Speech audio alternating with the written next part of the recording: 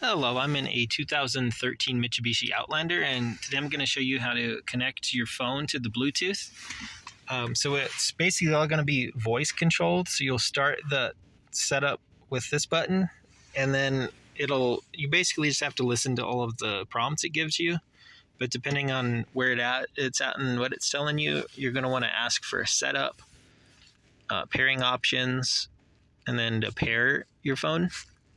I'll walk you through to connect my phone as well, but it would mostly be listening to the car once I start that sequence. But basically, you'll ask for the setup, and then ask for pairing options, and then ask to pair, and at which point it should then prompt you for your new phone, where it'll have you give it like a random 4-digit number, which I just use like 1, 2, 3, 4 or something like that. And then the system in the phone, on your Bluetooth settings, it's going to be called hands-free system. So we will start all that now. And then alternatively to, if you've got, say, lots of phones in there already, when you get to the pairing options, you can say something like delete or something like that to clear out some of the existing devices if there's already too many. All right, but we'll get started. Ready.